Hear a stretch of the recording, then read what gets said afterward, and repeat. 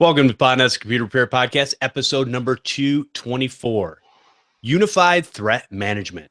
I'm your host, Jeff Halash. This is our live call-in show for computer repair techs. We answer your questions on running and operating your computer repair business. The call-in number is 1-888-697-0162. The Computer Repair Podcast is brought to you by Ninja, the simple-to-use remote monitoring and management solution. Try it free at info.ninjamsp.com/Podnutz. Let me introduce the co-hosts. We have Chris Carruthers from the Remote Support Tech Team. How you doing, Chris? I am unified with this group. Yeah, nice. My awesome Canadian puns. And joining right next to him is John Dubinsky from the Maven Group. How you doing, John? Better than I deserve. Thank you. Awesome, man. And next to him, we have Tom Wilmot from Wilmot Computer Solutions. Tom, how are you doing? Good, gentlemen. Glad to be here. Good deal.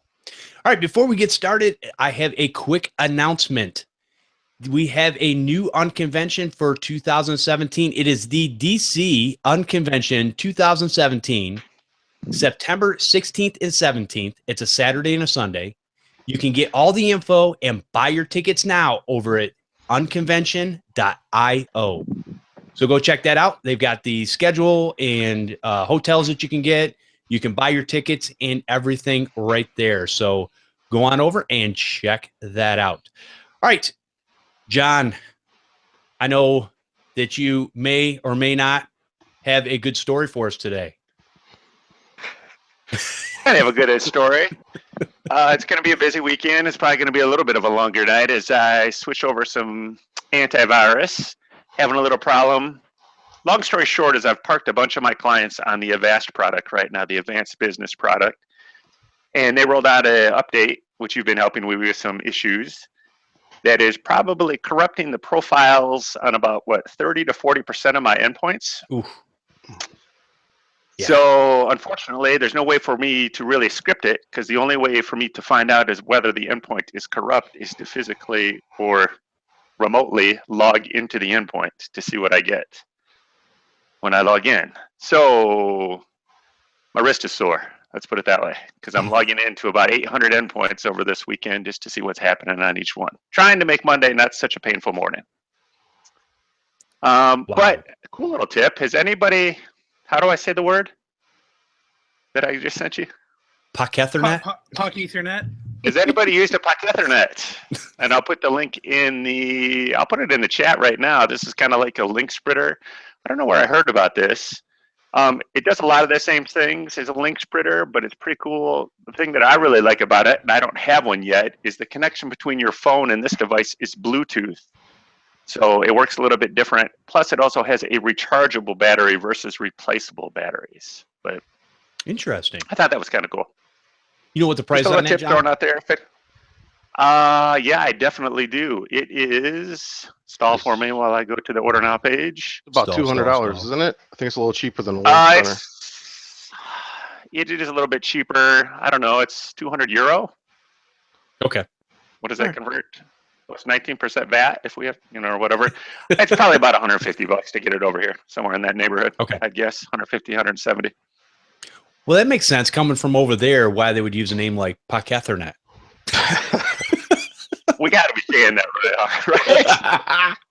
I don't know. That's not the world's greatest marketing term, but it's not like somebody can type a correction into the chat or anything. We'll just go with it. Roger or that. Like, what'd you say earlier, Chris? Pocket Hernet? Pocket Hernet, yeah. Pocket Hernet? Yeah. Say with a German accent. Who's German? I think they're German. No. So, John, yeah, German, yes. So, John, you've been working on this problem all day long. Did you start yesterday? I discovered it yesterday. Okay. And from what I'm seeing from the date on the Avast, and when I go to remove it, it started rolling out yesterday, or maybe late Friday night. Okay. At least to my clients. So yes, I discovered it yesterday, and I've been pounding on it all day today. Good thing for people to note, though, if you're using Avast with your customers, you might want to check with them. Yeah, well, and this is the thing. A lot of people, and John and I were talking about this earlier, is that can you really blame the antivirus company? Because a lot of people, that's the first place they go, is they'll go right to the antivirus company and go, oh, they just messed everything up. Well, yeah. Name one over the last 15 years that has not. Name one. Oh, I'm gonna start Googling right now. But but no, seriously, like here's the thing: is that these you're supposed to have rigorous testing, and I know that there's 0-day patches that they want to put out, and all, but you're supposed to test this. And if 40% of the Windows user profiles are being corrupt, that means that it wasn't properly tested. Just like when what was it, McAfee released that update, and it took some system files and crashed hospitals and police cruiser laptops because a Windows system file was deleted as a virus. That's bad testing. And I've seen and this just isn't this is a version update. It's not just like going from 5.01 to 5.02. It's going to from 5 to 6 because they made quite not giving them an excuse or anything like that. Luckily, you know, from what I'm seeing, most of the time it's just hey, we can't load your profile, dismiss it or log out and reboot. We can go back in. And usually it comes right back up. I'm only running into a complete corrupt profile where I have to go through the steps to get that back at about 10%. So, I mean, it's still a lot of computers. It's still a lot of work, and it's still going to confuse the heck out of a lot of end users when they log in and get that message, click dismiss, and then can't log into anything, can't connect to their network drives because they didn't read the message and just hit dismiss. So, yeah. So, John, you're not just going to wait for the phone calls on Monday morning to, you know, log in then only when people have problems? Isn't that how an MSP operates? Yes, it is. Actually, I forwarded my number to this company called Remote Support Tech. No, never. Oh man. Well, John, I feel your pain, and I'm glad we're able to figure something out that made it hopefully a little less painful, and we'll get you. It is what it is. I guess that's why we're here. It's all good. Exactly. Yeah, we'll get through it. I mean, you know, managed services are a roll of the dice, right? You're going to have, you know, days, months, weeks where there's very little manual intervention that you need to do, and then there's this. Right. Exactly. And it happens all the. I mean, literally. Here's the other problem we run into, and here's what I'm seeing. Ever since we went to Windows 10, you're seeing a lot more updates, and I don't just mean security updates. I mean, every 6 months, you're seeing this big turnaround. Well, here's the problem. A lot of people are not always, for whatever reason, maybe something's broken in their system, the thing's not updating. So you have these different versions of the Windows 10 OS that are sitting out there in the wild. And then all of a sudden, you've got another company that made a big software change on their side. And now you've got these two colliding together, because I'm seeing it more and more often where you got Windows 10 updates, you got whatever the piece of software update, and you don't know exactly which one caused the problem. It may be a combination of both. So, anyways, let's move on from there. And Chris, what do you got for us this week? Well, I learned once again that walking in behind somebody that doesn't really know what they're doing is not the best. Oh, come on. Yeah, so I look like a superhero, but it's tearing into my weekend. So I have a client that's a charity. Okay, so you know I do some deals with charities to help them out. Walk into this place, they just moved into a new location. They're all excited. The internet's been put in. They had the construction company put these Ethernet jacks in the walls, so they want me to come in, get it all hooked up, and get it all sorted. And then I find out three things. One, that the networking equipment that they have won't handle the number of connections that they want. So we're going to need to get some more networking equipment for that. Two, the construction company put all of the Ethernet runs into the power closet, which is fine. However, the internet provider ran the cable line into the main room. So now they have to have a new cable line run. And three, they don't want to pay for an 8-port router or an 8-port switch. So, you know, it's... Yeah. So, you know, I guess the thing that I learned is that I need to be a lot more firm with my clients about being involved at the beginning in these projects instead of coming in to clean up the mess after. Okay. That's a good point. And they're trying to save nickels, right? and they're throwing away dimes or whatever that stupid saying is. But it's just like, why? There's an easy way. You know, I tell my kids all the time, listen, there's two different ways of doing something. You can do it the easy way or you can do it the hard way. You choose. Sure. But here's what the easy way is. How that saying goes, you can do it the easy way or the right way. There you go. Well, the worst part too is you know, the technician the customer service person to me is thinking, okay, how can I get them up and running right now? Well, I suppose that if these were labeled, and since none of them are labeled, I don't really know which cable's which in the back. But if these were labeled, I could probably just throw a switch back there, plug the modem into this outlet, and keep it like that until they have the new cable run. But then if you do that, they're not going to have the new cable run because everything's working. Right. Exactly. Yeah.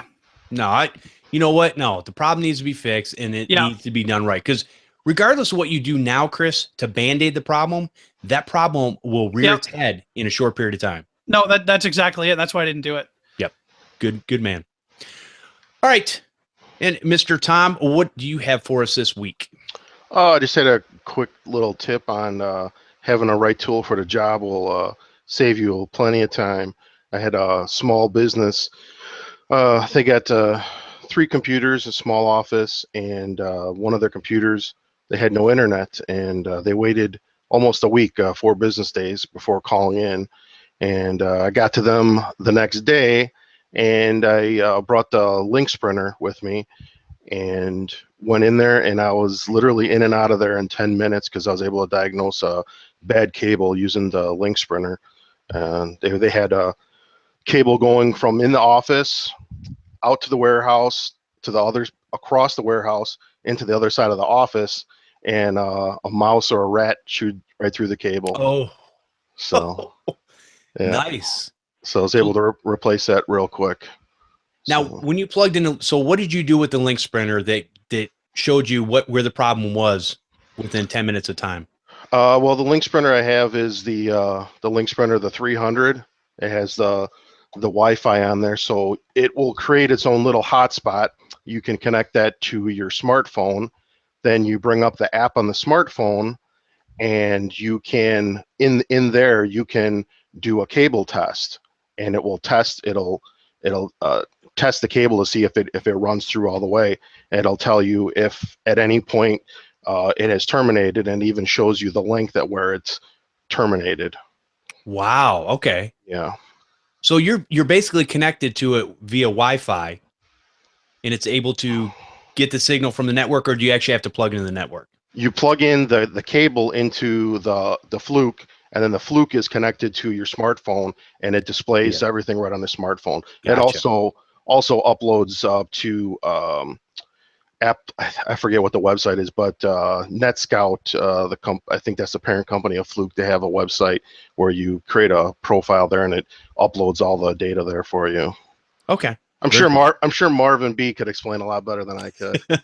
No, I'll find the link and put it in the notes. Yeah. Yeah, I wanted just to get just a basic explanation of what you did when you walked in and kind of the steps you went through, and that's perfect. So great. Yeah, I went right to the Fluke because I just had a feeling it was probably a cable with the other computers in the office working, and sure enough, that was it. So it was like a 10-minute job. Walk out to the car and get another cable, brought it in, and whatever. It's a happy customer. Nice, very good. All right, cool. All right, so we've been talking about a company that I'm going to do some IT work for. It's a small construction company here. And so I went and did network discovery yesterday. So I went out and got in there. And of course, I'm looking at the different systems. And basically we have on this network, we have a 24 port PoE switch. It's an old Linksys. It's a 10100, if that tells you anything how old this thing is. It's wait. It's a 10100 with 2 gigabyte ports. So it's like woo, and nothing was plugged into the gigabyte. Everything was plugged into the 10100. So there's that. Then there was a camera system. And so what I was trying to figure out, number one is, and there's also a VoIP system. And so what I was trying to figure out is why they had a 24 port PoE switch when when you look at the blinky lights, the PoE was not used for anything. So I went and did some discovery, looked at the phones.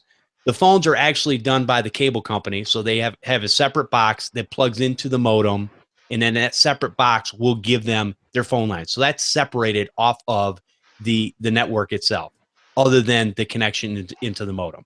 So the cable company takes care of all that.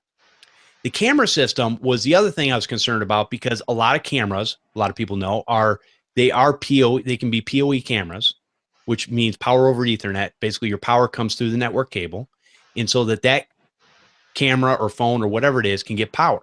Well, I went outside, looked at the cameras, and it's just basically it's a one wire that comes into the DVR and plugs into the back of this DVR. So everything is powered from that DVR. Now, there is one network cable that goes back into the back room into that switch. And that was so you can basically, they can set it up on their phone where they can log in, they can look at the cameras and control things from there. So that's the one network port that it has for that. Then they had 4 other computers, one laptop that was Wi-Fi.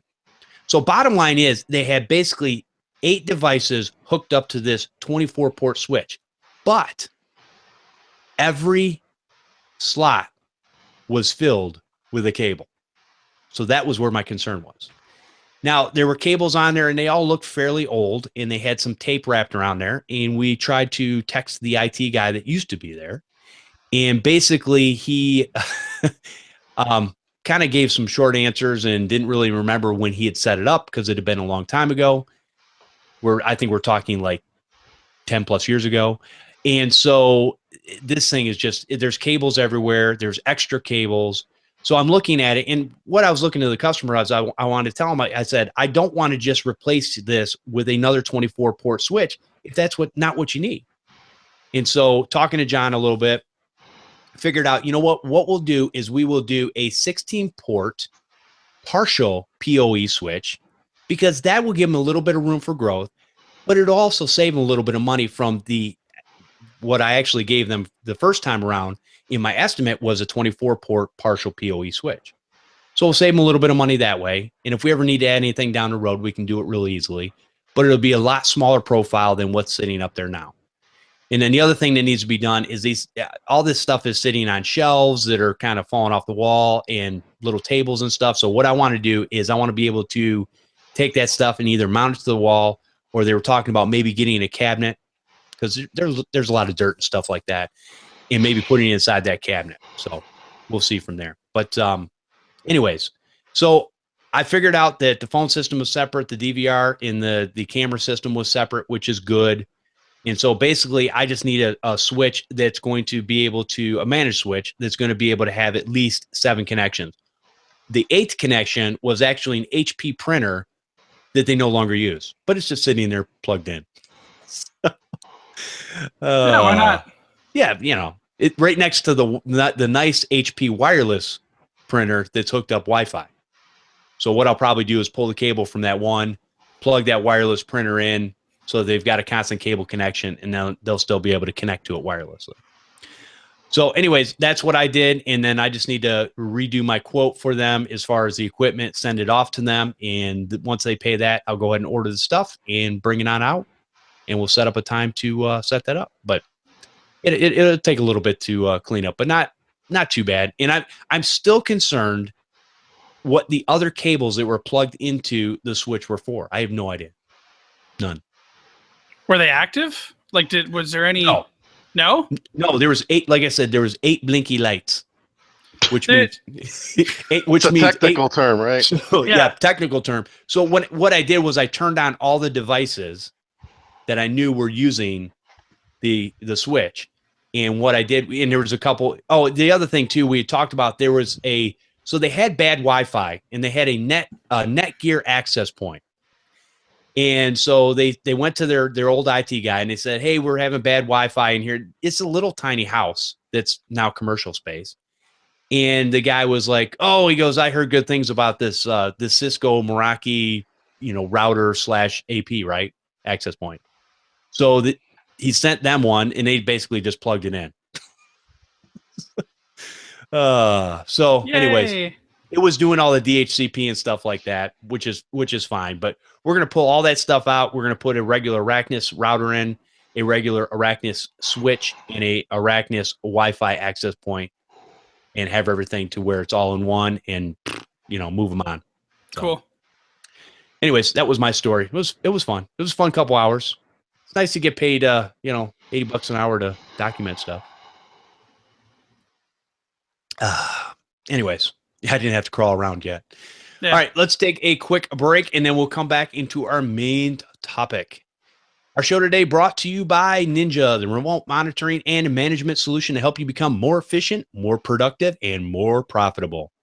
With Ninja, you can have a faster fixed response time and offer preventative maintenance to your customers. Ninja understands what you need to run your business, which is why their RMM solution is integrated with tools you use every day. Ninja provides competitive pricing, patch management, antivirus, email, SMS alerting. You can be up and running quickly with minimum training time. You have TeamViewer integration for that remote support. It's one solution for managed and non-managed clients. Network visibility inside the RMM. See what's going on your network. Easy to read dashboards, which I really appreciate because I'm a simple guy. Ninja is always adding new features like their latest beta release. A powerful new device search where you can create custom queries and export the list to show your customers. And a new executive style report showing important system metrics such as health score, software added or removed, hardware changes, and TeamViewer connections. Ninja is offering a free 30-day trial. When you decide to buy, a 10% discount. Take advantage of this offer. Go to info.ninjamsp.com/podnuts. All right. Today's topic, we're going to talk about unified threat management devices, or better known as the stupid three-letter word, UTM. UTMs. And anyways, so which is better, protection at the gateway, endpoint, or both? So before we get into that, I want John, since he's probably the most versed on these things, since John loves to test equipment all the time, and he switches his equipment more than he probably switches his underwear. But anyways, John. That's a fact. Can you explain from layman's terms what a unified threat management device actually does for you in your business? It might be easier to say what some UTM devices don't do, but let's start way back at the beginning and just talk really quick about routing and what a router is. I think everybody is familiar with a router. Obviously sits between your internet connection and your local LAN and the WAN. So that's going to provide the simple things like DHCP, probably a basic NAT firewall with some really basic what's called stateful packet inspection, or SPI, and maybe some other basic features. It might have a basic VPN built into it, virtual private network. It's going to provide the basic things that a small office might need. A small business class router is going to be a step up from something that you would buy at Best Buy or something like that. It's going to have a faster processor, a little bit more memory in it. Where a unified threat management, or a UTM device, takes us is in an effort to try to reduce administration and combine several types of security features into one box. You see there's products from vendors like Calyptix, SonicWall, WatchGuard, Fortinet, Meraki, Cisco, Juniper, Barracuda, Panda, Sophos. All those companies have these devices called UTMs. And what a UTM device does, it is like a computer in a box, and it is sized to the amount of users that are going to be connected to that UTM device. And I'll get back to why that's important. So your UTM will provide a firewall, but not just a regular old firewall. It will include things like deep packet inspection, or things that are called like intrusion detection and intrusion prevention. And it will also have the ability to log all of those things in a GUI type interface. Why that's important is if you're having a problem, or if you have compliance needs, you're going to want to be able to review logs. And a lot of the times now, by law, you have to be able to produce those logs for a year. So that's important. Ooh, a UTM will also have, go ahead. No, that's good. Okay. A UTM will also have features more robust, like it will automatically update itself and automatically back up itself. So like my Calyptics UTMs that I roll out, check for new updates once a day, and they automatically back themselves up once a day. So if I make any changes, if I make a change, it automatically backs itself up 10 minutes after I save it. If not, it just checks once a day. It will also have a more robust VPN built into it so that all sorts of clients can connect through the VPN, through the UTM to the network, like Android, iOS, all of that stuff will be in there. Also in the UTM will be things like web filtering, email filtering, much better quality of service, meaning to allocate bandwidth to certain things as QoS, quality of service. So I might want to give a little bit of bandwidth and always make sure that this bandwidth is available for a VoIP system. So I can say, here's a block of bandwidth for this VoIP system. Nothing else can use this while this is in use. So that'll improve a voice call. So all of this is sized because obviously the UTM has to process that.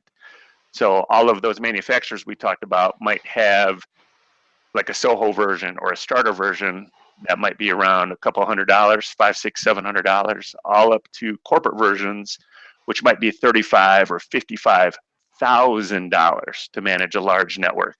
So obviously, if you get something from Juniper, there can be very expensive equipment involved. The devices I sell are usually around $1,000, depending on the size of the network, all the way down to a couple hundred for a small Soho office, if they need this kind of stuff. Is that a good description? Does it generate questions, or does it? That's a very good description.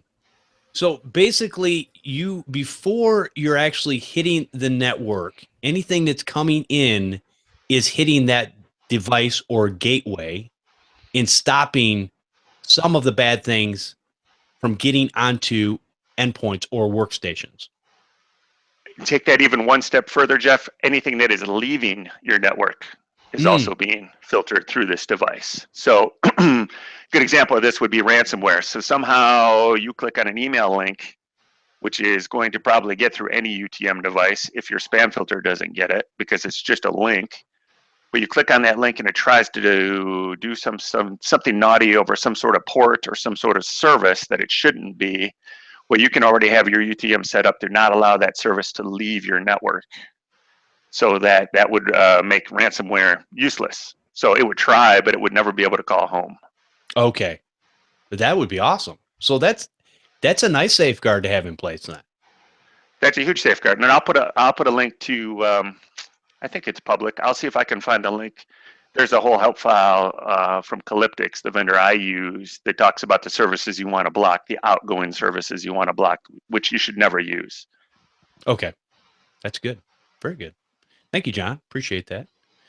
All right. Yeah, no, it's really good. So Chris, what, and I don't know where your knowledge level lies in the whole unified threat management, but what's your take on things that you use in your business when it comes to that stuff? Sure. Well, I've supported them.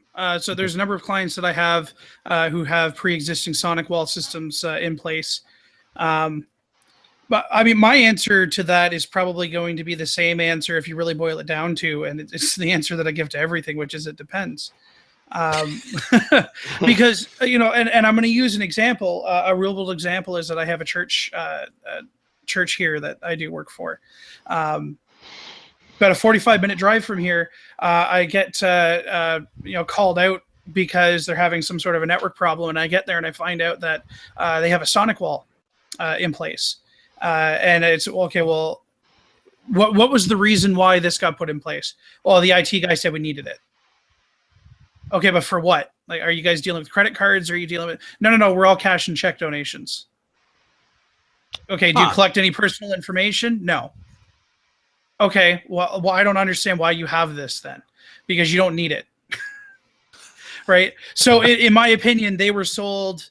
That one I think cost them about $4,000. So they were sold because we're in Canada and we get charged more for this stuff. So they paid $4,000, including an installation, for the sonic wall to get put in that they didn't need. Now, on the other hand, I have a client who is they do self-storage, personal storage place. And the credit card system that they use is actually software that is hooked up and runs off of one of the computers. They need a UTM device for PCI compliance because it's the easiest and best way to get the PCI compliance done for them. So there's definitely places for it. I think that there's a lot of small office people that could benefit from it. Anybody dealing with personal information that they need to keep safe to dealing with credit cards, over networks. I think that that's all great. But I think that we need to be careful that we don't wind up selling somebody the farm when they just need a piece of the crop. Huh. You made a great point, Chris, that I didn't put in my explanation is UTMs usually come with a maintenance and service fee. Yeah. Okay. So like with my Calyptics device, depending on what you get, there's a monthly fee associated with that. And depending on the vendor you deal with, could be monthly, could be annual, determined. And a lot of the times there's sort of a menu you can choose from. So, you might add some sort of endpoint security or web filtering. The Calyptics devices are all in one. You pay one flat fee and it's a monthly fee. Yep. So, it's different for each vendor and based on the size of the product you choose too. So. Yeah, like Calyptics, and thank you for that, John, because I'm talking to them now. They have some great programs for managed service providers, specifically. So, and I think that it's something that a lot of people can really integrate. I think that it's something that people can use to bring more security in there. But, like I said, right, look at what you actually need, not what you want to make money off of. There's a lot of times where I think that getting a UTM is just going to be overkill, where, having a proper managed antivirus and having proper managed firewall software on your client's endpoints will be sufficient for what they're doing. I'd never put a UTM into a coffee shop, as an example. But yeah, I definitely want one in an accountant's office. Now, they probably should have a UTM in every coffee shop that I can think of. Well, no, because you keep your, okay, that's a whole different topic. Guest wireless is a whole different topic. That's parental controls, and you can do that on most business class routers. Listen, you know what? I understand that Canada is a lot like California, and you're a little loosey-goosey on some stuff. That's fine. Okay. It's another technical thing. That is, yeah. No, I do think about this stuff, and like to John's point, if you can stop traffic from coming in and going out, maybe you can mitigate some of the things that are happening on these networks, even the ones that are open Wi-Fi for the public. Okay, well here, so let's look at that. So John, because I honestly don't know the answer to this question because I've never seen it in real life. With a lot of these crypto viruses, if it doesn't call home, does that stop it from encrypting, or does that just stop it from getting the pop-up asking for the money? That's a great question. I don't think there's a solid answer on any of that. I think it's part of the layers of doing that. I think some of them, at least the earlier versions, if they can't call home, they can't encrypt. I don't know if that's going to cover all of them. Mm-hmm. I don't know specifically how all of them are written and what they call for. But there are specifically some that used to call home and say, hey, if I don't get a ping back, I can't encrypt. That sort of thing. Okay. So again, I think this goes back to that layered approach, Yeah. Does everybody need to be able to, transfer FTP out? Does everybody need to, nobody should ever allow Microsoft networking out over the network, those types of simple things. Okay. So. All right. Not without a proper VPN in place, but that's a whole different. Yeah, you're correct. In the clear, let's put it that way. Yeah. There you go. All right, Tom. So what is your take on UTMs? And I don't know exactly what you do with your businesses, but the knowledge that you have obviously is going to be whatever it is. So, but what have you seen in how do you understand these devices? Yeah, I agree both with what John and Chris said there. It's going to depend on the customer. Obviously, I deal with mostly residential and some small businesses. I have dealt with a small accountant where it was a husband and wife, and they had a WatchGuard firebox, and so I had a little experience with that. I had to help them get a little bit more of their the FINRA compliance with some encryption and setting up the VPN for them. So I had to, I was called into WatchGuard and had them help me set up the VPN. So WatchGuard seems pretty good. I know there's people in the Podnutz community smarter than me that swear by WatchGuard, and they say it's very good in that, from my understanding, with WatchGuard, the dashboard and the controls are the same, whether it's the entry level all the way up to the higher end. So if you can navigate through the lower end stuff, you should be able to navigate through the higher end, more user devices. So, but yeah, it's small businesses. I agree, like Chris said, definitely anyone dealing the financial, the accountants, stuff like that, probably should have one, and they would need a smaller one. So there is a lesser cost than obviously a bigger business one. The varying price, obviously, in the different models, what they need, and I know with WatchGuard, yeah, you'd have to pay for the unified threat management, and so, but yeah, that's I never heard of the Calyptics, and maybe I'll go ahead and take a look at that as well. How does that compare to WatchGuard, John? Do you have any knowledge of the comparison of the two? I've used Sonic Walls. Only time I've ever used any of the WatchGuard stuff is when I've run into it someplace where they've already had it, so I cannot claim any expertise on that. I really like the Calyptics product just because, one, I met the guys twice at two CompTIAs when we went down to those shows, and they were very responsive, very low pressure on the sales. And then they sent me a demo unit for nothing, let me have it for like 60 days, no problem. And then the support was really what probably sold me, because it's very personal. Mm-hmm. I mean, and that kind of takes me to the next level. If you don't have a whole lot of experience, I mean, I'm actually, I don't want to, this sounds bad, I'm actually learning something with the Calyptics. I mean, because you have to kind of know what you're doing when you get into blocking cider ranges and looking at ports and checking out services and all of that kind of stuff. Because, I mean, you can obviously shut users out of the internet and the network if you're not careful with the UTM, depending on what you're doing. Most of these devices are now all GUI interfaced and everything like that, so it's not as hard as it used to be with a Cisco or something like that. But, on the other end, there are third-party services. One that I've trialed and I did kind of really like was My Digital Shield.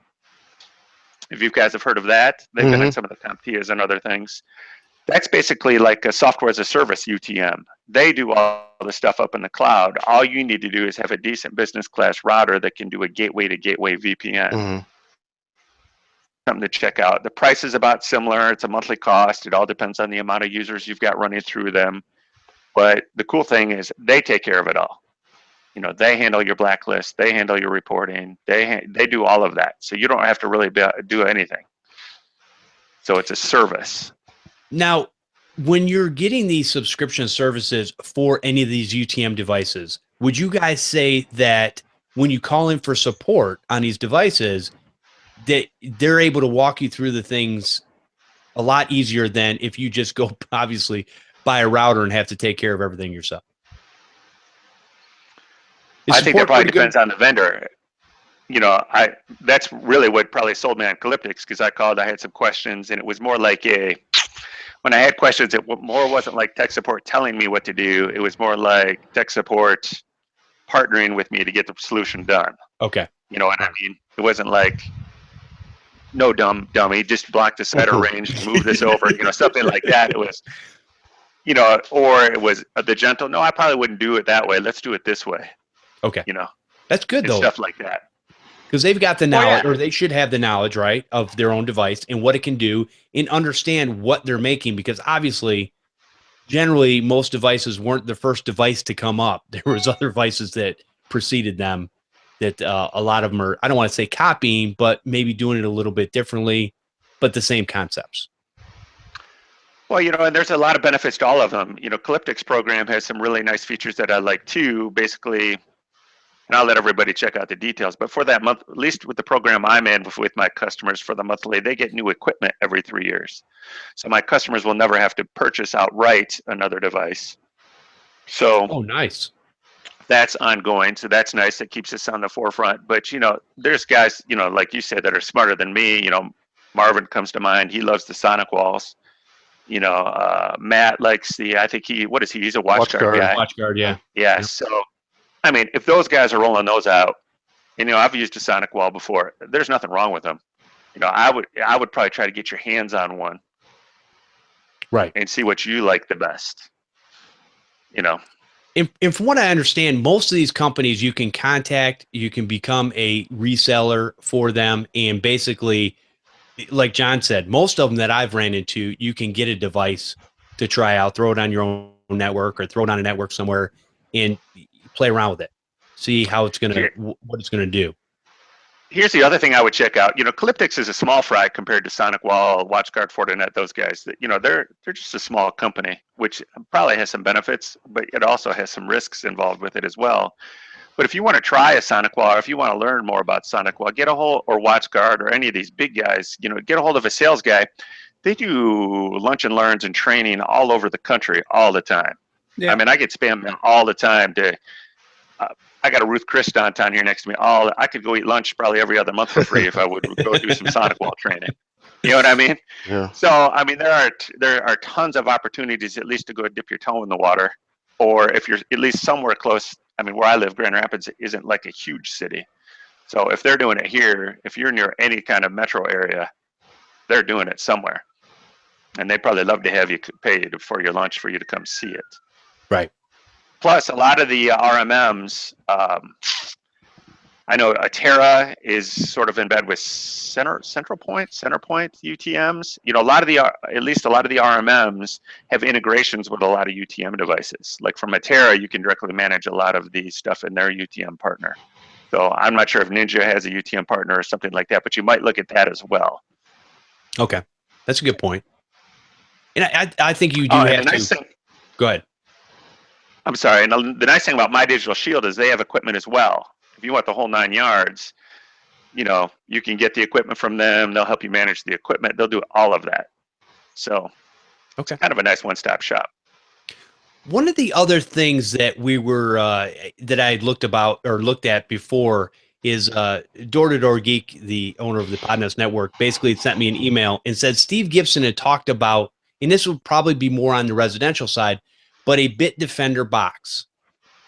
And I've seen this box and looked at it, and I went to the website, and it sounds very interesting. There's a couple things that it does, and here's the thing. Obviously, there's a cost to it, right, that you got to pay for, and there's a monthly subscription fee and all that kind of stuff. But what's interesting about this box, and Steve Gibson didn't know one way or the other how it worked because he basically didn't have access to look at the inside of the code. So, it's like, it seemed like a good idea, but I don't really know what's in there, and I don't know what it's doing. But from the outside, if you look at that particular device, you're putting it on your network. You're getting some of the same things as a regular business UTM. And then you can also take, once you have that device on your network, any computer that's connected to that network, you can download the Bit Defender software for their antivirus on each endpoint on that network. And the other thing, too, that I thought was kind of cool is they have a phone thing where you can basically put it on the phone. And so no matter where you are with your phone, whatever network you're on, it has the same things in place to block certain things from coming in and going out. So it seemed like a neat idea. I know a lot of people, and I think we've been part of the problem, to be honest with you, but a lot of people really look at, I was telling somebody earlier, I said, we went from a generation prior to us, went from having refrigerators that lasted over 20 years, washers and dryers that lasted over 30 years. And so to them, these big devices they had, or big appliances they had in their homes, lasted such a long time because of the manufacturing process or whatever, better quality parts. Nowadays, a lot of our stuff, including our big appliances, are basically throwaway devices. A lot of times you're lucky to get 8, 10 years out of a device, a refrigerator, whatever. So when you look at it like that, what I think we need to do is, you've got these routers that are coming in from the ISP, the cable companies. They're going into homes, and that's fine. But if you can put something between that and it kind of this gateway firewall that will protect the inside of the house more, because I'm always amazed. I hear people all over the internet, including guys and gals that have been on the show, that talk about infections even on their own networks. And to be honest with you, I have not had an infection on my computer since 1998 when I clicked on a link. Part of that's because I don't click on links anymore. But that you know of. Yes. No, I mean, I do a cleanup on my computer all the time, so there's nothing there. So here's the thing. I keep thinking the That same you thing, know John. of. Well, if my process is good enough for my customers, I would hope that it would be good enough for my personal computer also. But Well, that's also sort of the some of the reasoning behind having a UTM too, is because then you can go back and in a larger network, they have all sorts of devices, so they can go back and review the traffic. right. And mark what's known good and all that kind of stuff. I'm just being devil's advocate, obviously. Oh, I know. But, I've heard that before, and I the same thing with my kids and whatnot. Now, I'll be honest with you. We've talked about this before. Microsoft Security Essentials, Windows Defender. Kids never got any malware, and we're not even talking viruses, just malware, just obnoxious things, pups, whatever, on their computers until I started using an actual real antivirus. And all of a sudden they started, every once in a blue moon, they'll get something and I got to go in and do a quick cleanup on their computers. But I think part of the process too, and this is where I think UTMs are going to be, I think they're going to be good going forward. And I think this is something you can use in your business. I've been using OpenDNS on my network for years. And I think that also is part of the process of why I don't, because I block a certain amount of stuff and there just is no back and forth there. So I think that's why I've been able to keep this network fairly clean, like I said, except for a few pups that get through to my kids' computers, because obviously you're on YouTube, gaming sites, all that kind of stuff. There's been, a lot of this stuff has been from infected Minecraft servers that basically are, they're holding, and they're big companies, but they're holding mods on there and their whole server gets infected. So you go to download one of these mods, and the next thing you know, you got some malware. Now, as far as viruses, again, nothing. So, anyway. Well, I think you're just adding another layer there with your OpenDNS. Right. What we're talking about, layers and layers and layers. There's another product I got on early on the Indiegogo. Has anybody used Fing or know what Fing is? Fing is a network scanning tool. Yeah, Pretty it's cool. an Android app. It's an app, yeah. They are going to come out with something called a Fing box, and I think I talked about this here before. And I want to say it's similar to the Bitdefender box. Okay. That's right. John, I had a question for you. Do you know Jeff brought up the OpenDNS. So in the corporate environment for the businesses, they have a product, I think it's Cisco now, Cisco Umbrella, which is the corporate version of the OpenDNS. Is that correct? Mm-hmm. That is correct. Have you used that as all? I mean, my understanding is that will be just another layer of protection. It's on my list. I have not used it though. Okay.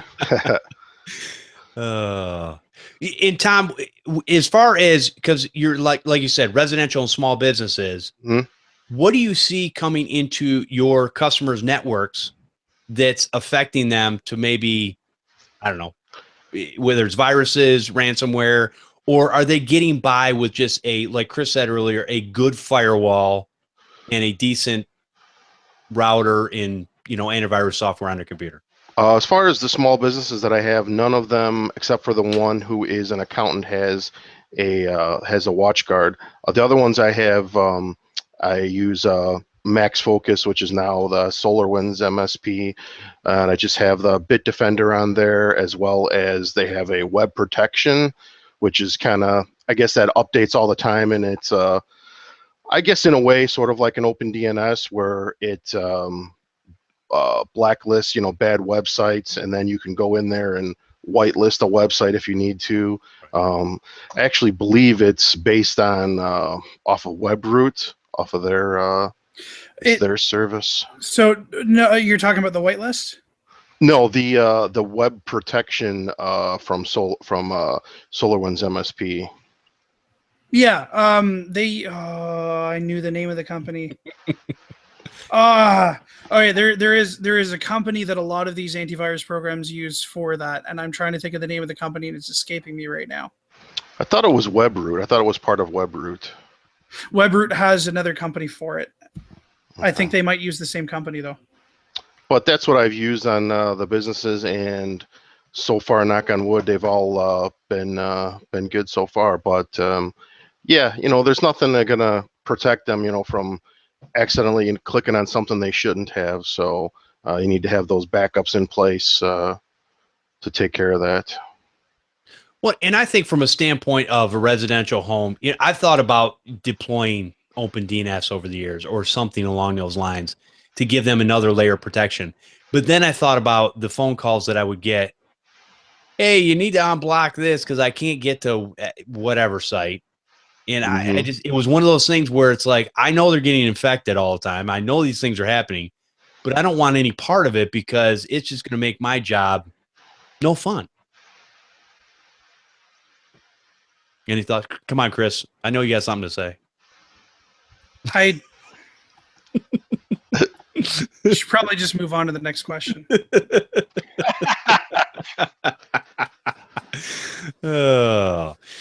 Anyways, have we covered everything, John, as far as kind of what a unified threat management device can do? And, what I think loosely, a large, a nice umbrella overview of what they are. I'm just poking around on mine as we're talking here. I've had over 1,375 attacks on my IP today. It looks like you can tunnel most of those too over public, right? Like, multiple sites, you can tunnel them together through VPN. Yep. Yeah. Yep. I mean, that's nice too. If you have multiple, actually, you know what, that charity that I was talking about, they have 2 locations within an hour drive. So, having even just a Soho box for them, like 4 computers per site, and having them connecting through the VPN would have huge benefits for that company. As far as the nice thing about most of the UTM devices too is the VPN setup on them is simple, stupid. I mean, about 4 or 5 clicks and you're done. See, I like simple, stupid. That's simple, nice. Stupid is good. Yep. That's my middle name. Well, all right. So hopefully that gives everybody something to think about as far as some of the things you can, because I hear people all the time going, again, computer repairs dead, whatever, this, that, and the other. But I think there's some things that are coming out, especially, and here's the other thing too, with things like IoT devices.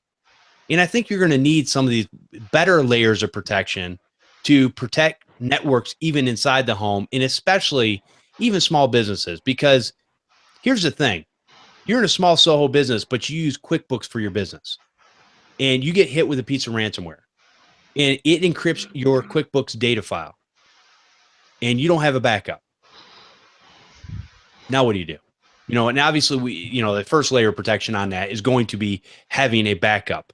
But what if we could mitigate that problem and stop it from happening in the first place? And again, nothing is bulletproof, nothing's 100%, but layered approaches. It's just like when you go outside, instead of wearing the biggest, heaviest coat you can find in the winter, you layer. You might wear a long sleeve t-shirt, and then, you might wear a sweatshirt with a hoodie and then a coat over that or something like that. So that way, if you're out working or doing whatever, you can actually pull layers off as you start to sweat, so on and so forth.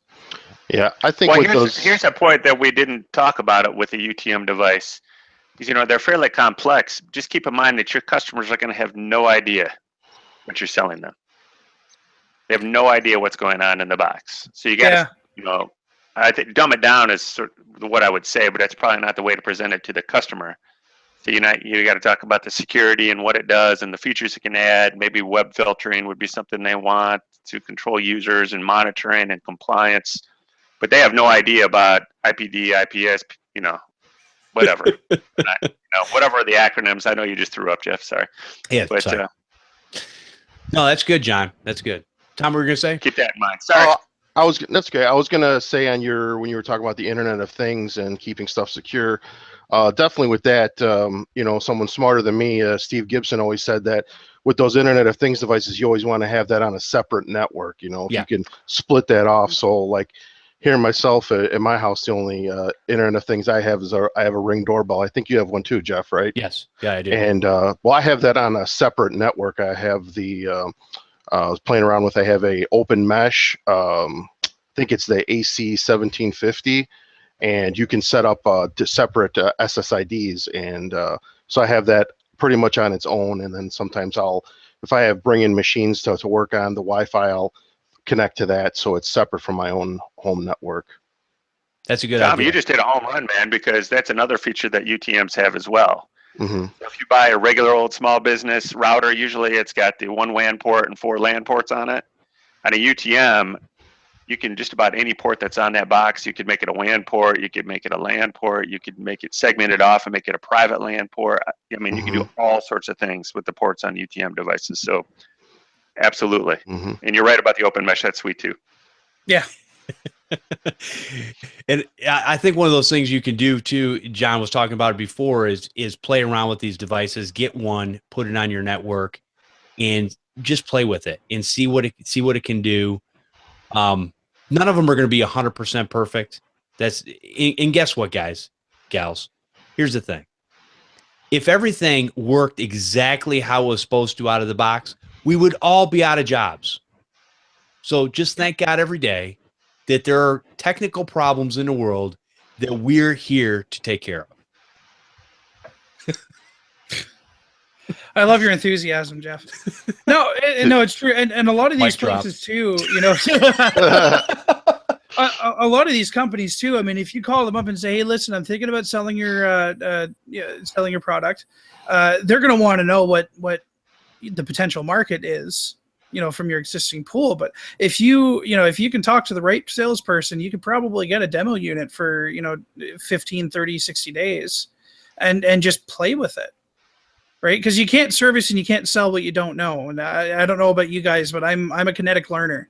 I would much rather somebody drop something off at my door with a manual and tell me to figure it out myself than to try to give me a webinar to teach me how to do something.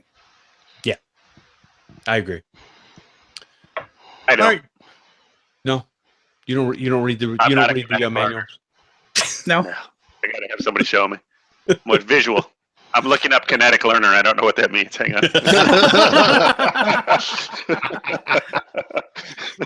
Slow down. Woo!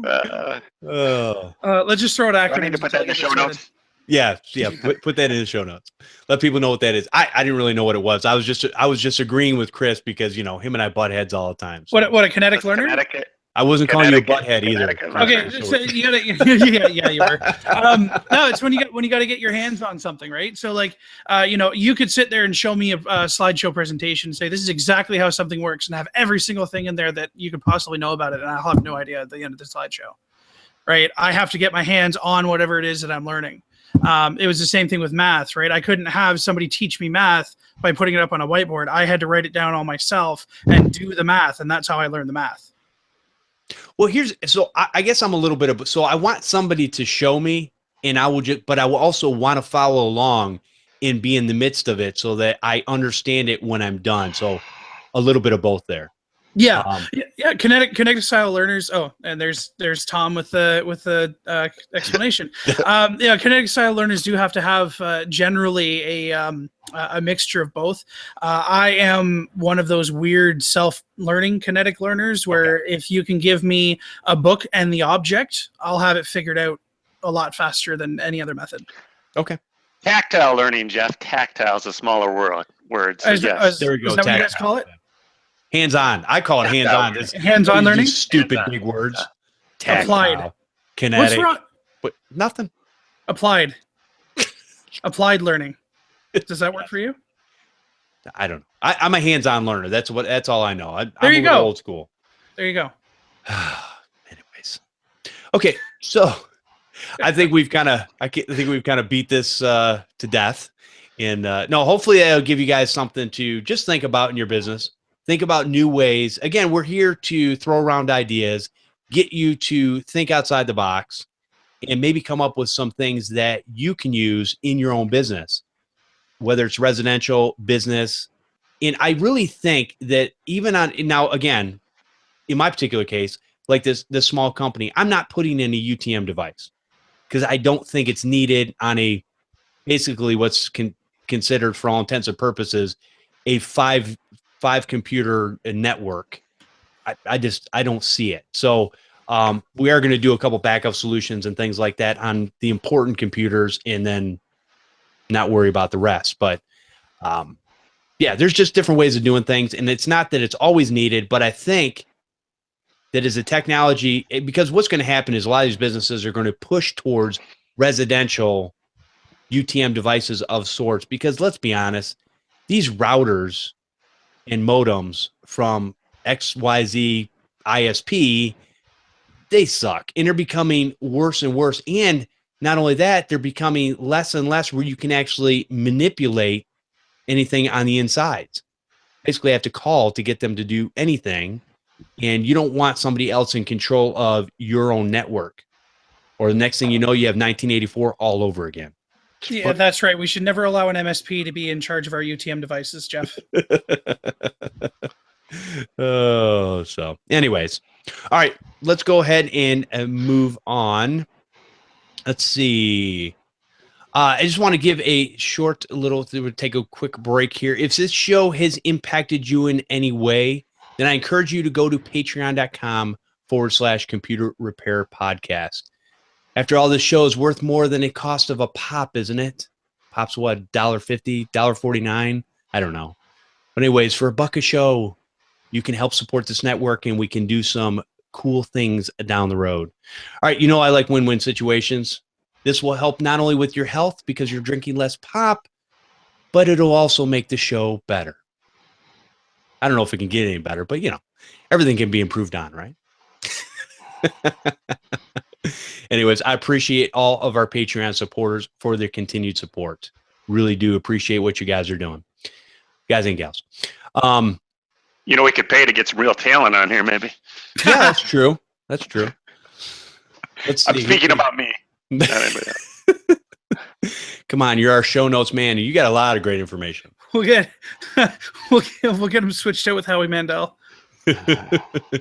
Okay, so let's answer some emails and take some calls. Phone lines are open. The call-in number is 1-888-697-0162. Looks like we have an actual caller. Ooh. Okay. All right. Let me.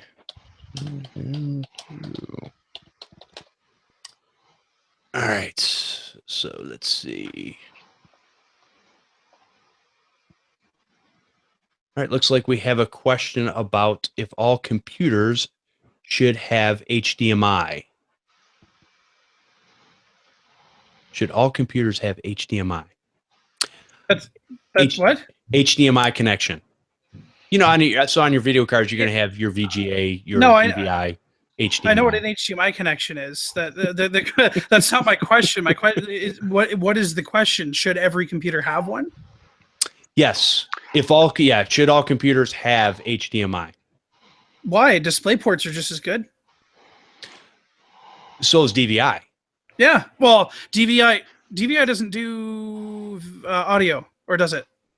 Yes, No. it does. Yes, Does it? Yes. Some. All right. I've never connected a DVI device that had speakers. DVI does audio? Yeah, I didn't know the DVI did audio. There's different DVI cables, and I can't remember all the differences, but yes, I've done it before on my personal machine when I was using DVI. I do use DisplayPort now, and some DVI, but oh no, okay, it's the audio can be carried from a DVI to HDMI. What the hell is this talking about?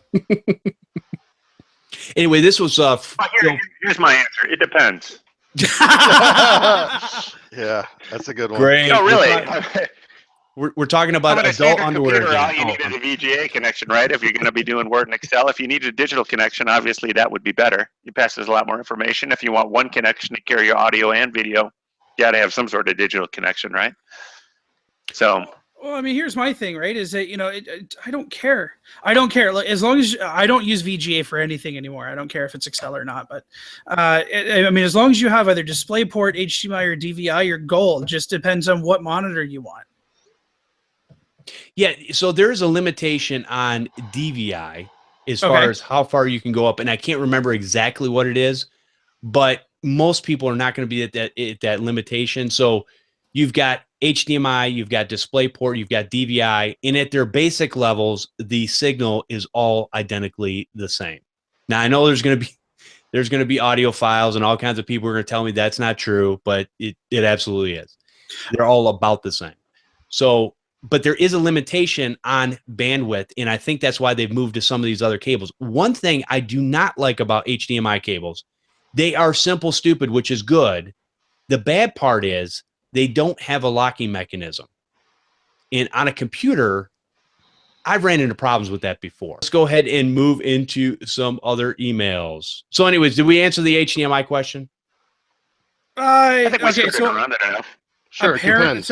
Apparently, some video cards support sending audio through DVI, but not all. Yes, true. That is true. So that's something to take into consideration. If you're going to do audio and you want it to be, why would you struggle through DVI? Why wouldn't you just use DisplayPort or HDMI? Right. Well, that's what I'm saying. Which is much more of a standard. Yeah. So. Gotcha. And how many modern TVs have a DVI port on it anyway? I think you're a lot safer. Well, I think you're a lot safer. Let's back up. If you want a universal, and I'm speaking totally in general, if you were going to put in a corporate PC, I would suggest all it needs is a VGA port. If you end up with a digital port, great. I'm talking about somebody that's sitting on their desk running QuickBooks, Excel, Word, whatever. But if you want a digital port and you're looking to run something audio, video, everything over one port, I would suggest you would have a HDMI or DisplayPort for two reasons. One, it's pretty universal. Two, it's pretty simple, stupid. Three, you can convert between the two very easily. Oh, yeah. I right now in the package have two display to HDMI cables. It's just a cable with display on one side and HDMI on the other, and they work great. And I mean, not those ones specifically, but you can convert them from mini DVI, mini DisplayPort to full size and plug into anything. It just makes it more universal. Yep. Mac, PC, phone, TV, Linux, Mac. Throw up in my mouth. Okay. All right. Let's move on from that question. So hopefully that answers that question, Phil. Says, hello, Jeff and co-hosts. I would like to suggest a topic for the next CRP show. The topic would be talking about retail store policies, Best Buy's, Geek Squad, Fry's Electronic Service Department, Micro Center's Knowledge Base, etc., versus a computer repair shop's policies, mom and pop, etc., as far as how computer repairs should be done or handled. I work at a retail store where I fix computers, but for instance, once I have run our company-provided diagnostic software, we seem to run the tools that we are technically not supposed to run, but because it's not approved by the company, some of which we use and helps get the repair done. I've also had to bring in a few tools that make me more efficient on doing my job faster, a ratcheting screwdriver, blank flash drives for Windows images, other diagnostic tools, etc. Anyways, I figured that would be a great topic to discuss since it's between retail and your average computer repair shop. So always keep up the great work and have fun, Nick. And Nick, I'll put this out there. If anybody that has worked in the retail sector before at any of these mom and pop or any of these, like Best Buys and stuff like that, big box stores, then send an email to guest@podnutz.com. And let's talk about getting on a show and having some of you talk about your experiences. Or if there's somebody that's still working there and is not afraid of losing their job, feel free to come on and we can talk about that. So, Nick, if that's you, that would be fine. And we can talk about the differences between doing business. I think in a general sense, most businesses, whether it be Best Buy or any of these companies, they have people working there. So those people, even if they are held by corporate policy to a certain extent, a lot of those people really do want to do a good job. And so that's why a lot of times they'll be pulling tools that they're not supposed to be using. And to be honest with you, if you're getting the job done and you're taking care of the customer, that to me is customer service no matter what the company says. So I think, and I know it takes, a hard time, making that a policy and stuff like that. So a lot of times it's just done on the down low, which I think is probably okay. So, any thoughts on that? Anyone? Depends. It depends. Well said. Well said. Is that going to be the new catchphrase for the show? Oh, Just keep it on the down low. great. We talk about adult diapers and on the down low. Okay. Yeah. So, all right. This, let's see, says, "Hi, Jeff. I'm a big fan of the show. My question is about starting a part-time computer repair business in Los Angeles, California. I'm not sure if I should register my business as an LLC or sole proprietorship. I spoke to a local computer repair business owner, and he told me I should register as an LLC just to avoid personal liability. What would you recommend? Thanks for everything, Christian." Thank you, Christian, for the email. Don't say it depends. It does, though. It does, though. Look. It's not a decision you should make if you don't know. No, it isn't. And really, there are three people that you need to talk to when you're making that decision. The first person you need to talk to is your lawyer. The second person you need to talk to is your accountant. And the third person you need to talk to is your insurance broker. All three of those people put together are going to be able to give you the answer that's specific to you, depending on where you are located, how much business you're doing, and how much effort you're putting into it. Personal liability can be easily taken care of for a small part-time technician without an LLC with the right insurance product, assuming the type of work that you were doing doesn't fall into the millions of dollars per incident. So yeah, it does depend, and you should talk to the lawyer, accountant, and insurance person to see what's going to be the best for you.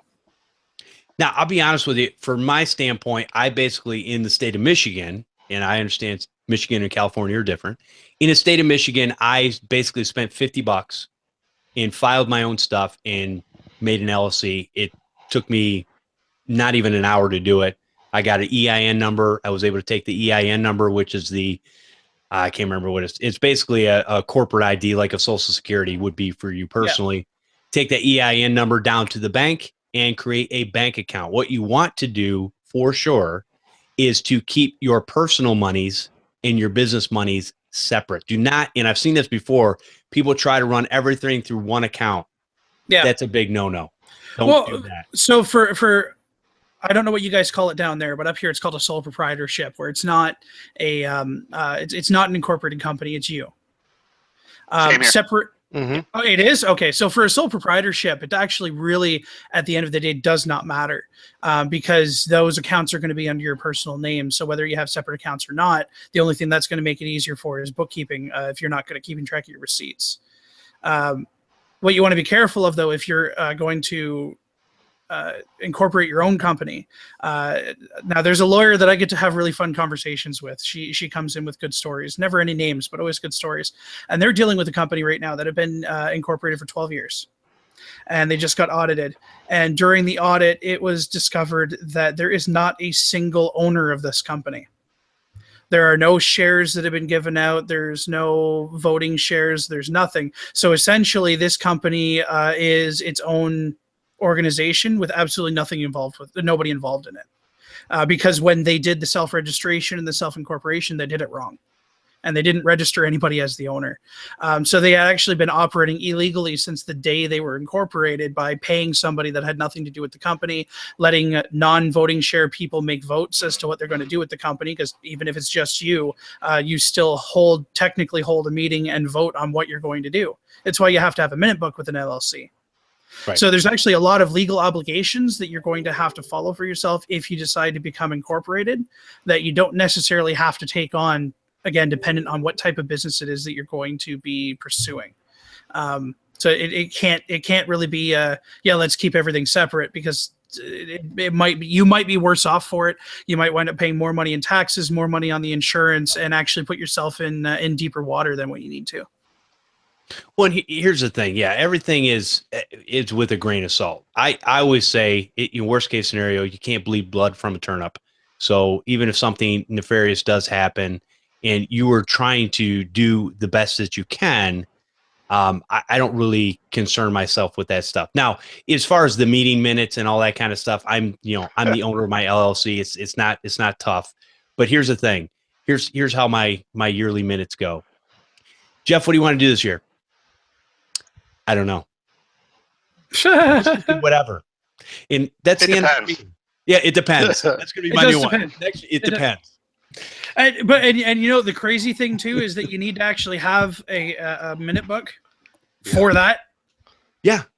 Yeah. It's like a binder with a sheet of paper in it, and They send you all that stuff. yeah. Oh yeah. Oh yeah. You pay the $50. They send it all to you. It's in a nice little binder. It's got all your shares and all that kind of stuff in there, which I get it. As long as it was registered right.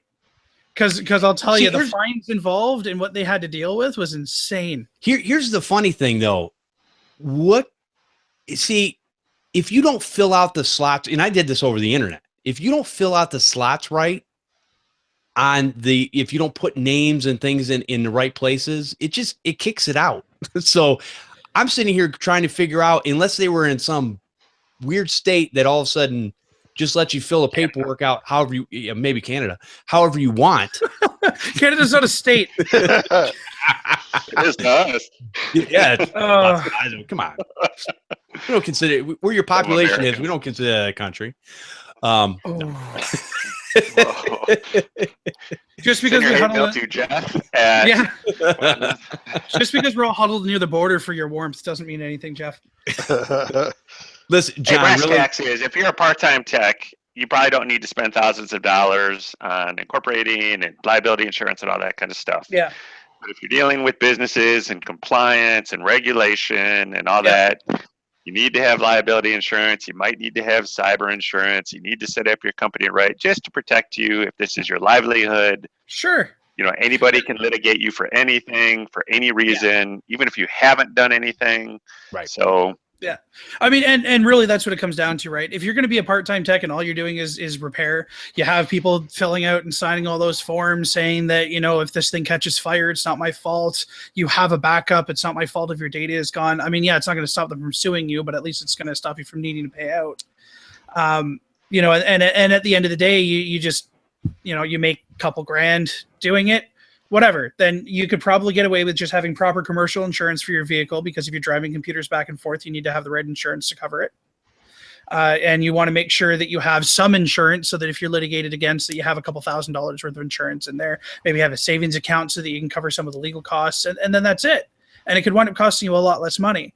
But you know, you're completely right, John. If you're going to be dealing with anything that involves any kind of you know, compliance or certifications or anything where you're putting your name down saying, I made sure this happened, and then some body can say, well, that technician didn't do their job right, that's where you're going to wind up in a lot of hot water. And I think we're taking this whole question in a whole different direction and kind of talking about some of the things we've talked about in past shows. But really, the bottom line is, as far as I'm concerned, the difference between a sole proprietorship, in my understanding, and LLC, when I had looked at them a long time ago, an LLC or sole proprietorship were just as easy to do. I just went with LLC because it sounded cool, I guess. It's another acronym that he can. Yeah, it was about back later. then when I used to follow the industry and listen to all this junk that people would say. I actually kind of liked it, but not anymore. So, well, keep in mind, it has a lot more to do with than just liability. You know, limited liability corporation. A lot can affect how you're taxed. You know, if you have an S corp or a C corp, you're going to get double taxed because the corporation is going to get taxed, and then you're going to get taxed on the income you pull out of that. But there are advantages because you can do things like S corp distributions or C corp distributions, and you know, do different ownerships. Yeah, because when I talked to my accountant, I actually had a corporation set up under my name and it was for other business things I was doing at the time. But the LLC, basically, that's what I learned was from him, basically, that the taxation is different. You know, here we're going to pay self-employment taxes 15% on top of all the other stuff that you have to pay, you know, revenue and all that kind of stuff. So really, I already knew I was going to have to pay that. So a lot of that does depend on where you're at.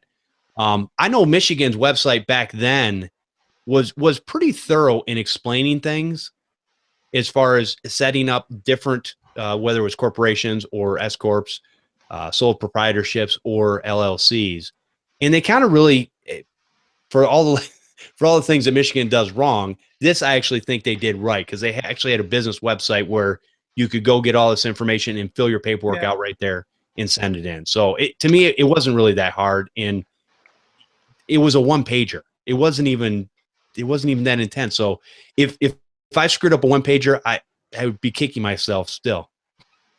And yet we have customers do it every day. I know.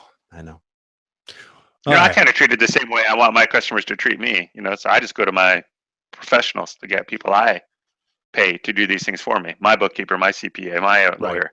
Yep. I just want it done right. I don't want to deal with it. I can say the big words. I don't know exactly what they mean. So we'll let them take care of it. There you go. Yep. Yeah, so. Definitely. I still think separate bank account, and definitely use an accountant. Don't do it yourself. There's no point in doing your taxes. No. Guess what? Your taxes are deductible off your business for using an accountant to do them. Yep. And generally, if you can keep your books semi in order by the time you bring it to your accountant, it's not that expensive to have a CPA do your taxes for you. They'll probably even find you a lot more deductions than what you think you can get. Here's a true story. One year, I'd been using his accountant for years. He was actually a friend of mine, but I was messing around, and I decided to, roll up TurboTax and just kind of put my information in and see where I was at. I literally was missing thousands of dollars in returns for that year doing it myself. So guess what I did? And same thing I do every year. Sent it to my accountant, paid the $400 and called it a day. And I've got thousands of dollars off of that $400 that was well worth it to me. And don't get me wrong, I'm not doing anything nefarious or anything like that. As a matter of fact, one year I used to do real estate properties. One year there was actually a mistake, and I owed the state $900. So, state sent me a letter. I brought it by my accountant. I said, "Hey, what is this?" He's like, "Oh," he goes, "They're right. That rule doesn't apply for that year." So you got to basically write him a check. So you write him a check and call it done. It's not really, it's not that complicated. Yeah, sure. And you're right. Like nobody's perfect. It's not going to be perfect every time, no. But there's going to be a lot more mistakes done if I do it myself than if I have the Absolutely. I agree. I'm same way. Tom, LLC, sole proprietorship. Sole proprietor currently, but as I'm moving on to do some more businesses, I'm looking to possibly move to a LLC or an incorporate, as well as I'm in the process of talking with Hiscox for some business insurance. Gotcha. Okay.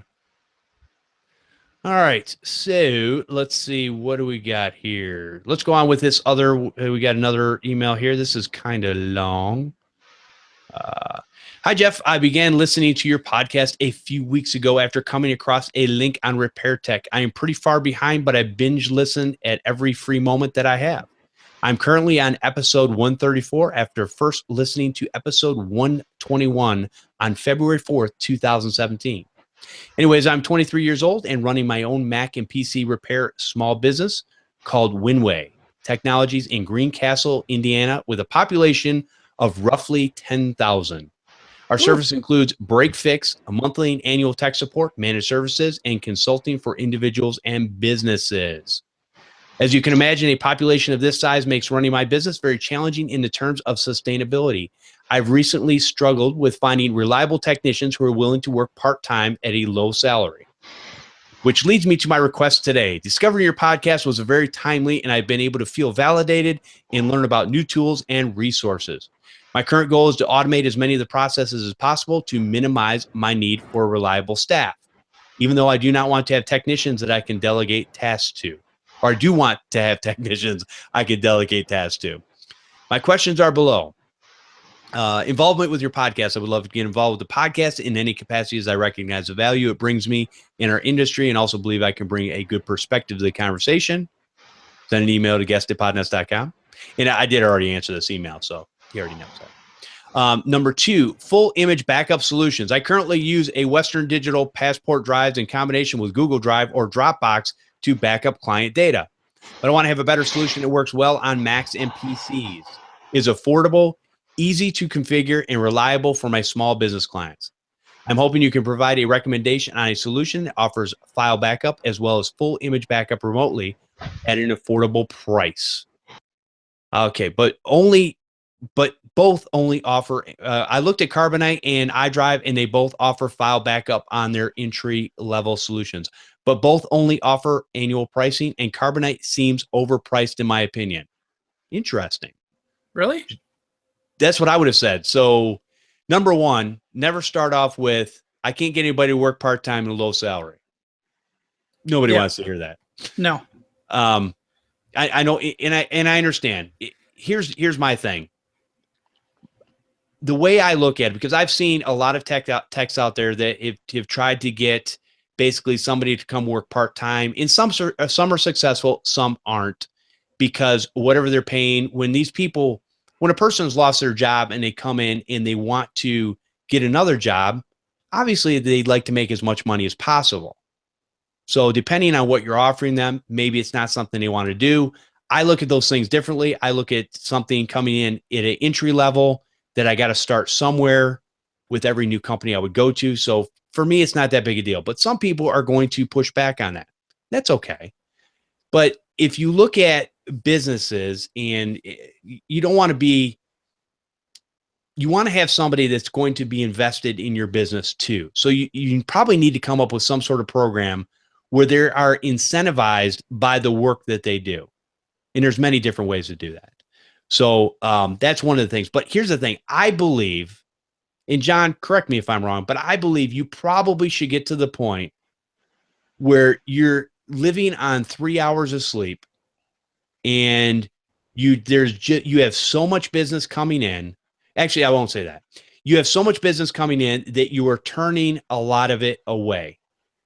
When that day comes, okay, then you probably need to hire somebody and get them involved in the process. But until that day comes, if you're just trying to kind of ease the load, then understand it's going to be a cost, maybe not a benefit right away.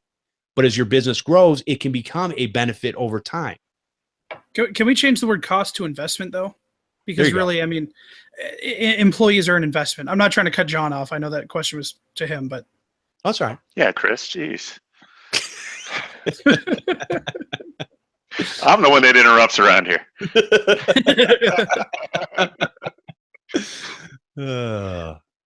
I think Chris is absolutely right. I mean, just like anything else, back when I had some employees, you really get what you pay for. When I was young and dumb, no. When I was younger and dumber, I didn't realize what I had until my ringer left, because he had a sugar mama. So she traveled. He became Mr. Mom. But when he left, I was young, and then I suddenly realized how valuable, how much money, and all that, but the benefit of having a fantastic employee. Right. So, you really do pay what you get for, in anything, your RMM, your antivirus, your employees. Plus, they're going to be much more motivated to come to work if they're making a salary which can support the lifestyle they want. Not all people are motivated by money. Some, would prefer a case of beer or something like that. So you have to find that, that's part of being a manager. You have to find out what motivates your employees or the people that work for you. But usually, if I was going to go back, I've made a conscious decision that I do not want to hire. But if I was going to go back, I would try to hire employees that I would consider more of partners than employees. Right. Find people that have the same type of mind frame as I do, try to pay them the same, and then have a little bit of fun with them along the way. So there you go. Absolutely. My 2 cents. Yep. Yeah. If your employees are motivated to help your company grow, those are the employees that you want. And I mean, there's something to say that, like a technician's a technician, a front desk person is a front desk person. If you find somebody who does both, they're worth a bit more money. Right. They're Absolutely. And I'm sorry, and I'm not putting you down when I say this. If you're listening right now, if you think that Carbonite is overpriced, you're not going to do anything in the backup game at all. Mm-hmm. Carbonite is cheap. Yes. So yeah, let's leave it like that. But you said that you're doing managed services. That's fantastic. So now let's look at a way that you can bundle your backup with the managed services. And maybe that's not going to be Carbonite. Maybe Carbonite's not going to be the solution, because it probably shouldn't be. But maybe you can look at something like Shadowcraft or whatever they're, and the partnership that they had with Gilware to do to upload those images onto the cloud. Maybe you need to look at something like an SOS Online Backup because they have devices that you can install on the network that's going to take a local copy. So there's a lot of different options out there for you, but if you're running into that's too expensive, you're not charging enough for your service.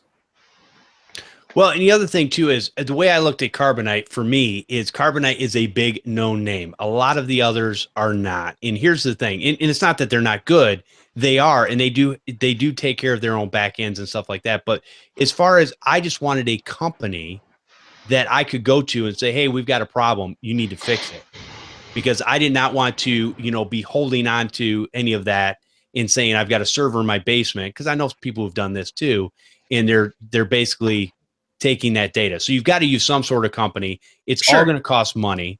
And here's the reality. The reality is I won't charge for a cloud backup, which is, I think, what's Carbonite? $69, John? I think it was $69 a year or something like that. Depends on, if you're business or personal. Or 59, but yes. $59 a year. Yeah. Well, we're dealing with the one with the image backup too, and that one's like $100. So just start $100 a year. That's my point is I don't even sell that one. I sell the $99 one, which will give you a local image and will give you the cloud backup unlimited.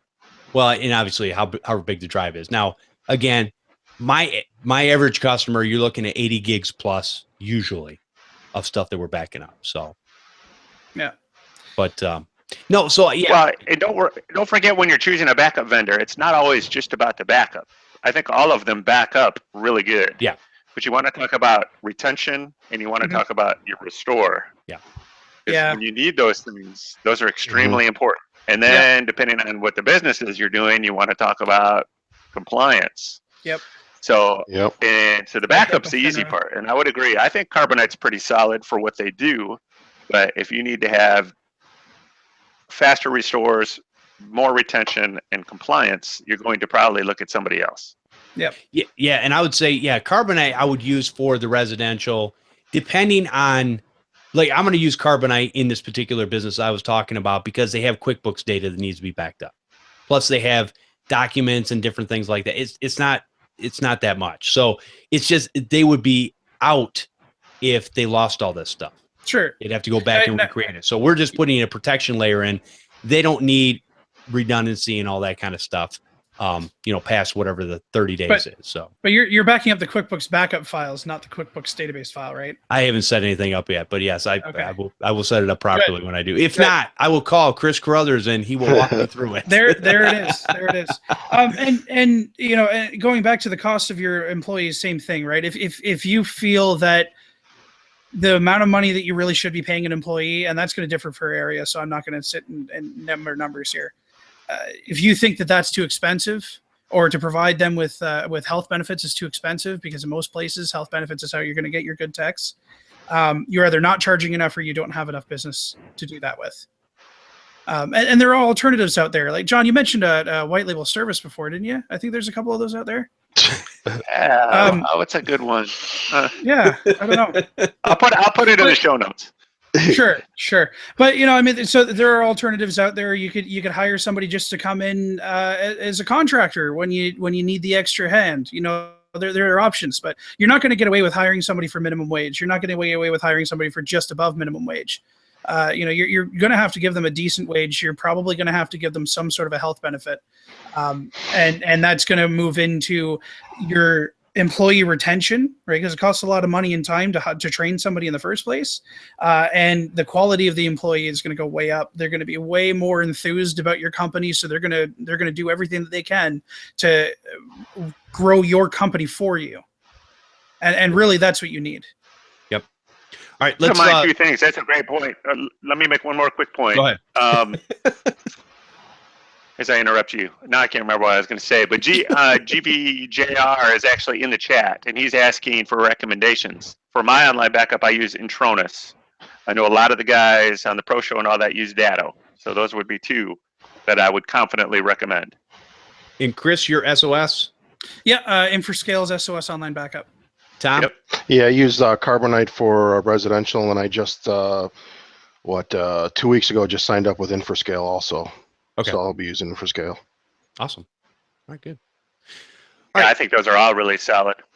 Let's go ahead. We got a couple more questions to answer, and I get a little bit more reading. We're going a little long in this show today, but I want to finish this email up. So we've got, the next is number 3, best remote desktop software. I began using LogMeIn many years ago and switched to Splashtop Business when they started limiting how many computers I could have in my account. Splashtop is very affordable at about $260 a year for a quick connect and unattended access, both unlimited amount of devices. I realize this solution is not always the most reliable, and Repair Shopper has an integration with Screen Connect, which I heard from your podcast. I also looked into Instant House Call, but have not signed up for a trial yet. Both solutions are more expensive than Splashtop, but Screen Connect integration with Repair Shopper is the most appealing. Could you recommend a remote desktop solution for quick access and unattended access that is reliable and affordable? Yeah, Instant House Call. No, really. I think so too. Here's the reality. I think, number one, you need to use something that you get yourself familiar with, whatever that might be. None of them are 100%. You're going to lose connections. They're going to break. They're going to do weird things because, let's face it, most of the time when we're using remote software, we're actually fixing something that's already broken. We're using a piece of software to remote into a machine that's already broken and has issues. You're going to have issues from time to time. So I like Instant House Call because, again, it is simple and easy for me to use. Anyways, go ahead, Chris. No, I mean, that's it. Instant House Call is simple and easy to use. And he's right. I've used Splashtop, and Splashtop does have issues with the service locking up.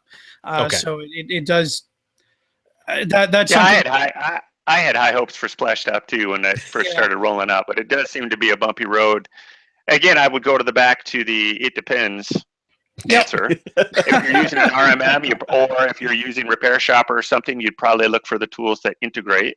Maybe if you want to try to make your job easier, right? If I was just starting out and I needed a cheap remote access program, I would probably look at Desk. It's called Desk Roll. I used this a long time ago. Just a small little remote access company. It's like, I don't know, it's like $200 for unlimited endpoints or something like that. So you might look at that. And obviously, Chris, I would fall back on what you said too. I think Instant House Call is a great choice. Yeah, and again, I mean, what you're looking for the Uno license, it's like what, $39 a month, or it's $29 a month if you do the whole year. Yeah, pay for it a year up front. It's what's that? $29 a month. I mean, that's not. Yeah, that's not with bad. Instant House Call, you're keeping it in the family too. That's right. Yep. All right. Well, in the Canadian family. Okay. Look, like, what was it? Instant House Call's Canadian? Yeah. I'm out. Yeah, but no, let's back up for a second. Though. Wasn't it like 15 minutes ago that you, sir, said that Canada was a state? Well, size of the state. Anyways, America. I can't remember. All right, number 4, and this is a big one. We've talked about this in past episodes, but best antivirus. The question I receive almost daily is which antivirus is the best, and I always struggle in answering. That is the only way to truly prevent viruses is to train the user. Yes, I currently resell AVG Cloud Care, which allows me to manage the subscriptions, upcharge, and configure the software to inform me of issues instead of bothering the client. I do not like Norton or McAfee, but after signing up for TechSuite and Kabuto, I am also starting to look at MCSoft. What do you resell or use for your own devices? Can you help point me in the right direction? Well, everybody knows what I use. Yeah, we're not going to talk about that. Windows Defender. Thanks, Jeff. Windows Defender. Now, for my clients, this is where I don't eat my own dog food. And this is only on my personal system. I actually have, I use Ninja, RMM, and so I just use the Viper antivirus right now, which I really haven't had any problems with my clients on this. So, and I also have some on my own personal network that I have not had any problems with. So yeah, that's what I use. They're flipping to WebRoot as well, which is what I use. Yeah. Okay. You use WebRoot. Okay, good. John, I'm sorry, John. You were using Avast. What are you using now? Jerk. What, you're breaking up? But can we at least agree, though, that the best antivirus is not something that we can answer? No, it No, no. depends. Yeah. it depends. No, but I'm using a Bitdefender with a SolarWinds Max Focus MSP, and also I have some machines on MCSoft with Kabuto. Okay. All right. And no Well, let problems me tell you with where either I've of been for the last 6 months with antivirus. So over the last probably 3 months, when I started having my Kaspersky problem, I really dived in. I really like Bitdefender from the corporate level. Right. Panda, I really like. I had never looked at with them before. Avast, I liked, and I'm not throwing them under the bus. Everybody breaks something once in a while. So, but I'm signing. I already signed with, and I'm going with Panda corporate antivirus. Okay. I think you need to have something that you can monitor and manage from your end. So when stuff does happen, you're able to get to it and figure out what's going on. And also to have some sort of reporting, right, John? Well, that's the huge answer for me is the management. Like with the Panda AV, I can lock out USB ports. I can do IPD, IPS with that product as well as my UTM or UTM if I want. Right. So, I mean, that's where a corporate antivirus comes into play. Yes, and I have a full management, software as a service dashboard to do all that from. Okay. So, all right, cool. All right. So he says that's all for now. Although I will most likely have additional questions very soon. I hope to be caught up soon and start listening live. I appreciate any advice you can provide. And that was from George. Wow, he started on show episode, or he's currently on show episode 134. Wow, that seems like forever and a day ago. Right? Appreciate the email, George, and hopefully that answered some questions. They're not all solid answers; they're opinions. But it's something like Chris says, it depends. Not really. No. So yeah, you try a few things out. I have in my own office, I've tried certain antiviruses just to see how they work. You've got new up and comers. I get emails all the time. Hey, here's a couple of keys. Can you check this out? And it's like, yeah, okay. And you check it out and it's like, is it any better or worse than anything I'm using right now? Maybe not. You know what the best antivirus is? The one that you and the other systems that you have decided to put in can work best with.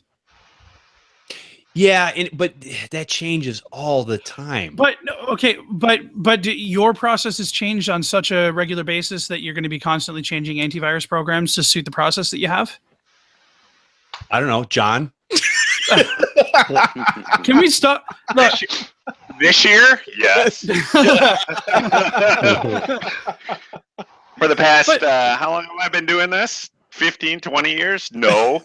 Yeah, see, that's the thing. On a regular basis, you're not changing antivirus programs all the time. You're not changing your processes so drastically that you need to switch to an antivirus program. I know people that swear on McAfee. I refuse to use McAfee because I don't like it personally. I don't feel that it's a good fit. It's broken a lot of my systems too over the years. It has for me too, but there are technicians out there that swear by it, say that they've never had any issues with it, and that's fine. Maybe McAfee is the best antivirus for that technician and for their customers, but that's not necessarily going to be the same for us. Just like I'm sure that there are people who could be lighting up the chat right now about arguments against WebRoot and why they'll never use WebRoot. That's fine, but it works great for me and my clients. You also have to keep in mind that when you say, let's pick on Avast some more, when you say Avast antivirus, it's a pretty broad statement because there's a huge difference between Avast Free, Avast Consumer, Avast Business Suite, Avast, there's a lot of different flavors of each of those products, and whether they include a firewall and password manager and what else do a lot of the consumers the whole kitchen sink in there, which is, in my opinion, not what you would want for a business. You just want basic business things, and you want to be able to turn those features on and off individually and have finite control and blah, blah, blah. Right. With a good level of protection. Yeah. And, going back to the number one is train the user. I 100% agree with that. And we've talked about that in the past. And for those that haven't, go and check out Podnutz, the Computer Repair Podcast, episode number 222 with Adam Brewer. And he's a cybersecurity and security awareness training authority from Information Systems Integration. A lot of big words, a lot of long words, but he has a product through his company CyberWise that you can check out for free. You can get 5 free licenses to basically give to a small company or to even use in-house in their training videos. There's small snippets of information that are trickled out over time to keep it in front of your customers. And so go ahead and check that out. It's free. All you got to do is sign up, and it's real easy to do. And check it out and see if it's going to be something that will help your business be able to stop some of the things that people do wrong on a daily basis. So, I talked to Adam quite a bit. Yeah, I talked to Adam on Friday as well. I'm gonna have a call with him on Tuesday. Awesome, man. Cool. Yeah, definitely check it out, guys. It was a great interview, and I enjoyed talking about that stuff and really seeing the way that they're thinking about it from training the user up. Because we've all answered this. We've all tried to answer the question, what do we do? And we've come up with the answer, I don't know. So anyways, without going on too much further, because obviously we had a lot more information to cover in this show than I thought, but the emails were full and we appreciate them. Keep them coming. So Chris, why don't you give one final parting thought and let people know where they can find you? Thought. It is okay. No, you know what? I had a really cool quote, but it's going to sound stupid now, so I'm just going to skip it. My name is Chris Carruthers. I'm from Remote Support Tech Team. We do white label IT services. So if you're looking for that extra part-time tech, maybe we're it. You can give us a call, 888-496-2641, or you can visit our website, www.rstechteam.com. Awesome. Appreciate it, man. And Tom, give us one final parting thought and let people know where they can find you at. One final parting thought. Just make sure you're convince those clients that don't have a backup how desperately they really need to have a backup. Just keep pounding that into them. I know some people just don't want to do it. They say they can't afford it right now or not, but you just got to convince them how much it's going to cost them. I think there's a percentage that 60% of small businesses will go out of business if they can't recover from some kind of a disaster, whether it be a data breach or malware, like ransomware or something like that. So got to emphasize to them they really need to have a good, solid backup. It's Tom Wilmot, Wilmot Computer Solutions, and you can get a hold of me on my website, wilmotcs.com. Awesome. Appreciate you coming out and sharing.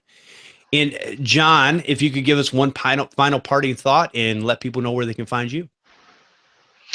John at mavengroup.net for just about anything. Send me an email. I'm going to give a little shout out or a little bit of heads up. Sometime during the day on March 18th in the Chicago area, a bunch of us are going to break a little bread, have a little pop or something. Our friend Marvin B is putting something together. I don't know the who, what, or exactly where or time, but we have 2 weeks until then. So it's either going to be a lunch or a dinner. So if you're in the area, maybe pop me an email if you want me to keep you in the loop. I'll try to bring it up on the next show because I know Jeff posts these pretty quick. But if you're in that area and you're going to be around, it might be cool to hook up with everybody. Yeah, I'm going to try to see if I can make it down there. It's about 40 minutes northwest of Chicago, so try to make it down there. Yeah, I'm coming over from Grand Rapids, so that's about 3 hours. So could be 12 if it's Chicago traffic. So you never know. Well, the river should be green. Yeah, that's right. Well, appreciate all of you and all the knowledge that you bring. Come join us live for the Computer Repair Podcast every Sunday at 4 p.m. Eastern over at podnutz.com/Computer Repair Podcast Live. Join in on the conversation by calling in live and hanging out in the chat room. We have audio available over at podnutz.com or subscribe using your favorite podcatcher. You can be notified when the show is live by subscribing to our YouTube channel, Computer Repair Podcast. And I want to thank everyone for listening and subscribing to the show. We'll see you next time on Podnutz, the Computer Repair Podcast.